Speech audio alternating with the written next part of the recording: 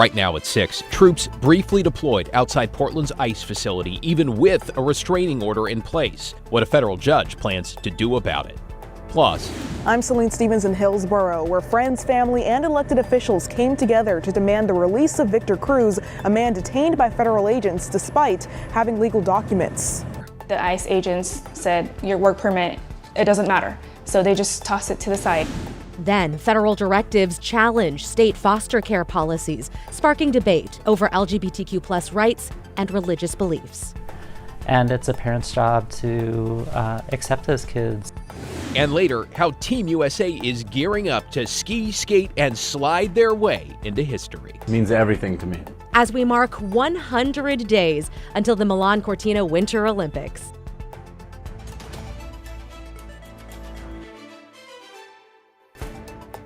First at 6, a live look at the ICE building on Portland's South Waterfront, where it appears a small protest is underway, and it looks to be a little bit festive with a DJ there and all. Right now, the crowd looks largely peaceful, though we, of course, over the last month have seen protesters clash with agitators and federal officers, resulting in detainments and arrests. And this evening, that facility remains at the center of a legal battle over whether National Guard troops can be deployed to Portland. Today, the state of Oregon squared off against the Trump administration in federal court, with the state seeking to turn a temporary restraining order that bars troop deployment into something more permanent.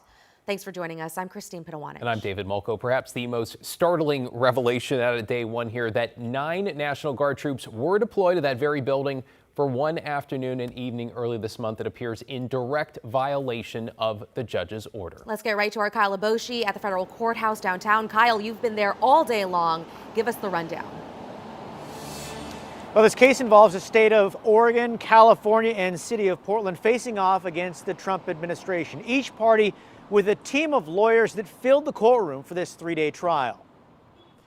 Moments before trial, a federal judge raised questions about new evidence, which indicated the Oregon National Guard had briefly been on the ground at the ICE office just hours after she issued a restraining order blocking their deployment. The judge told Trump administration lawyers, "We'll discuss later whether that's contempt." Day one of the high-stakes trial between the state of Oregon and the Trump administration started with local police on the witness stand. Portland police testified they have the situation under control outside the ICE facility in South Portland. For months, a small group of demonstrators have gathered outside the federal immigration office, occasionally clashing with federal officers. The state of Oregon, California, and city of Portland are suing the Trump administration, arguing President Trump overstepped his authority by deploying National Guard troops. Oregon Attorney General Dan Rayfield. This is a systematic attempt by the president to really attack pillars of our democracy. The feds argue the president has the right to deploy federalized troops, and federal officers need help protecting the ICE building. They're stretched thin.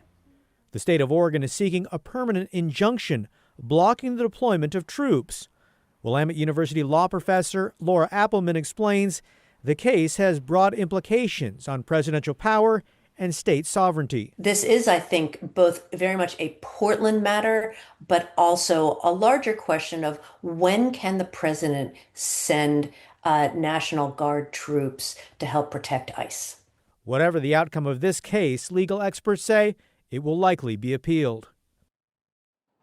For now, the National Guard remains on hold, their deployment paused by temporary restraining orders. Testimony is wrapped for the day. The trial resumes first thing tomorrow morning at 9 a.m. Kyle Aboshi, downtown. Kyle, always appreciate your reporting on this.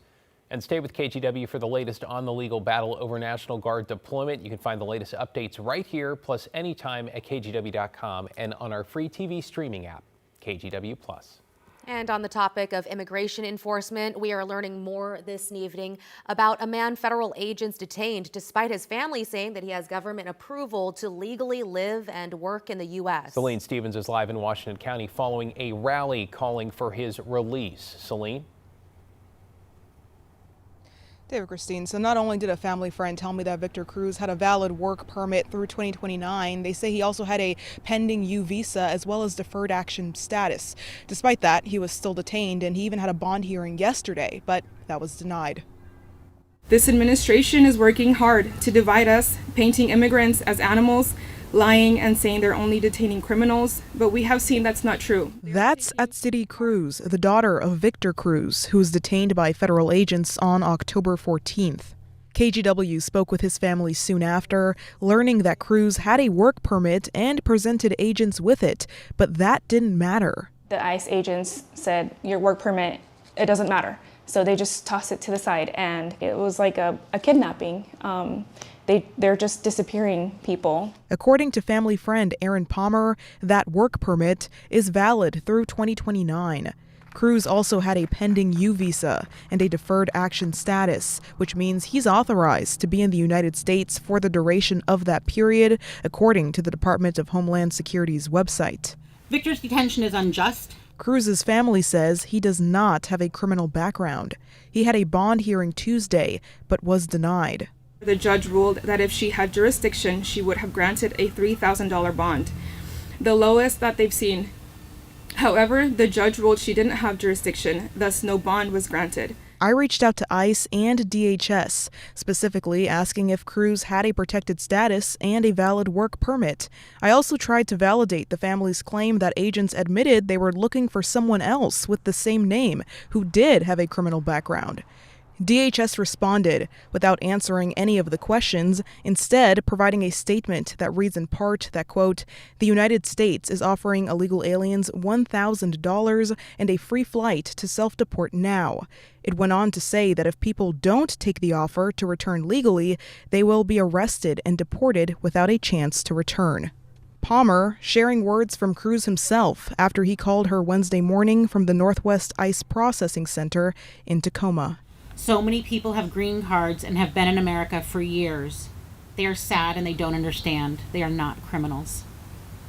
Thank you for caring about us. I hope to see you very soon. So I followed up with ICE and DHS twice today to try and confirm yet again whether Cruz had those legal documents, and if so, then why he was detained. I have not yet heard back. Back to you. I appreciate you trying to get some answers. Celine Stevens in Hillsborough. Thanks, Celine. In your headlines, the father of a Lincoln County toddler who disappeared and was found dead is now facing a child neglect charge. Back in March, 2-year-old Dane Paulson went missing from his home in Siletz, sparking a massive 10-day search. His body was found in the Siletz River. At the time, investigators said there was no foul play, but new court documents claim Dane's father, Aaron Paulson, left him unattended long enough to put his safety at risk. He's set to be arraigned next week. 2 new developments in the weekend fire that started in a southeast Portland shed and spread to the home of Portland City Councilor Candace Avalos. Police say they are now looking for a person who was in the area in the Mill Park neighborhood shortly before that fire sparked early Sunday morning. They have released this video and say the person in it is not a suspect, but still want to speak with them about what they might have seen or heard. Authorities do not believe Avalos was targeted. Oregon Governor Tina Kotek is declaring a 60-day food security emergency as the federal government shutdown halts SNAP benefits for thousands of Oregonians. She's also directing $5 million to the state's food bank network and calling on Oregonians to donate or volunteer to help neighbors in need. Kotek says the state's emergency response will keep food flowing to families through the holidays until federal funding starts up again.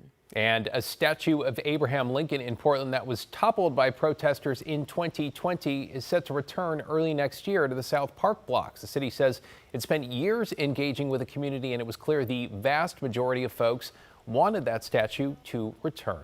These monuments mean different things to different community members, and above all, what folks really want is more conversation and engagement with history. The Lincoln statue will have some new signage, providing more context about the 16th president's role in American history. Restoration of statues of Theodore Roosevelt and George Washington will follow. Matt? All right, David, there's a very statuesque Mount Jefferson and a great sunset underway up over the Cascades into the points south and west, right?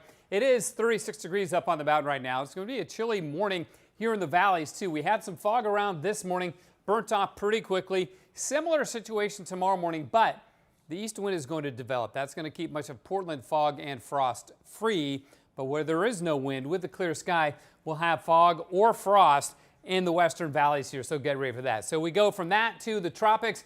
This is Melissa, still a hurricane, down to a Category 1, which is great, but more importantly, it's moving quickly now, north-northeast at about 16 miles an hour, so that'll clear out of the Bahamas within a few hours, head up towards Bermuda, but it should stay far enough west, so it won't be a major impact there.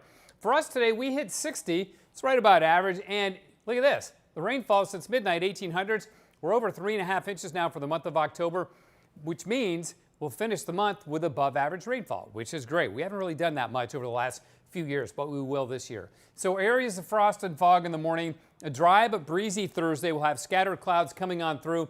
Still looks dry for Halloween, at least in the western valleys. It's a close call. We'll dig into that in a bit, guys.